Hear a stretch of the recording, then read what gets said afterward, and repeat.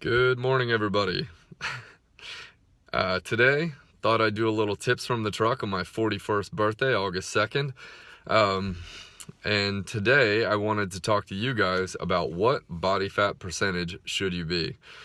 This is a question that can be really important. I think measurables can be really useful tools, but it also, if it's done wrong, can be just lead to more suffering. And my whole piece with you, with all of the people who follow me, is to really help you become the healthiest, fittest version of yourself, but also stop this whole suffering game that we do around our bodies. So let's talk about what's an appropriate body fat percentage for you and create some context around it so that it's not just a number on a chart that says what you should be. Because frankly, I think that really isn't the point.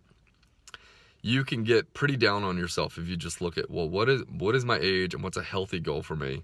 It can be kind of daunting. So first of all, I'm going to give you just the numbers first. And there's a little bit of what age are you, where are you starting from, that has to be answered. But for women, I'd say somewhere from 27 to 30% body fat, give or take a couple percentage, is probably a great goal. And men somewhere in the like 15 to 22% body fat. Raise that if you're over 40s and over 50s and over 60s, right? You can raise that a smidge. But I think the big piece is if you are not anywhere near that, let's say you're at 45% body fat right now, it probably is daunting and it's probably going to drive you crazy to say, I'm going to lose 15% body fat. Do the math. That's going to be a hell of a lot of body weight. Let's make it a little bit more reasonable number, okay? Let's focus on, let's lose your first 5%, right? If you take your weight, let's say you're 200 pounds, you want to lose 5%, no problem, you can lose 10 pounds, right? That's a good way to start. Chunk it down, make it more attainable. And just tell yourself, look, I'm going to get down into that healthy range, but I'm going to make it a year process. If you're at a pretty high percentage of body fat, you need to think long-term goals here, right? Think marathon, not sprint. But then create little short-term goals for yourself. Let's lose 5% body fat, okay? That's reasonable to do before you plateau because you're going to, on the body fat percentage, it's going to go down in stages. It's not all going to come off at once. And if you try to do it off at once, it's probably going to come back to bite you in the ass. So, body fat percentage, how to frame it, look at the long haul, and then really consider what's a reasonable first goal, okay? So don't beat yourself up and say, oh my God, I'm at 45, 30 is so far away, that couldn't happen.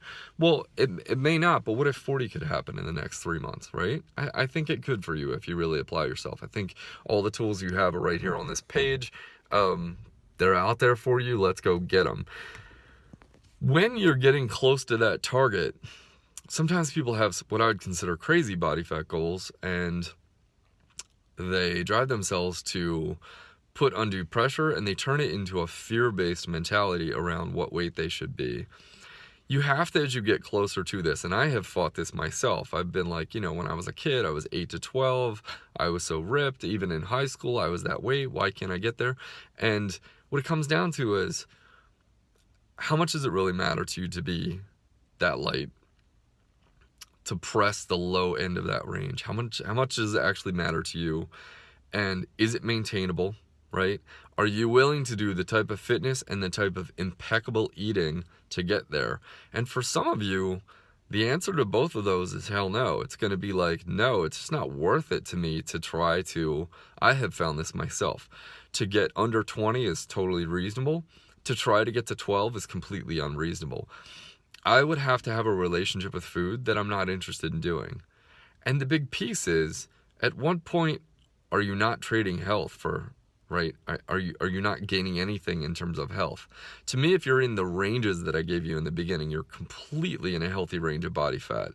There isn't anything healthier about being 12% body fat than being 18% body fat. I just don't believe it. If the hype is out there, it might be sexier on a picture. I don't think it's an ounce healthier. It is unhealthier to be 35% body fat for a guy. There's no question. You're carrying too much fat around your organs. Your heart's going to be more stressed. But at 20%, The difference between 20 and 12 in terms of your health is probably not any different. And in some cases, what it would take you to push yourself fitness-wise to get to 12 would actually make you unhealthy, would actually stress your hormone system, exhaust you, and tax your body, which will actually what? Speed up aging, ruin your libido, kill your energy, all that crap.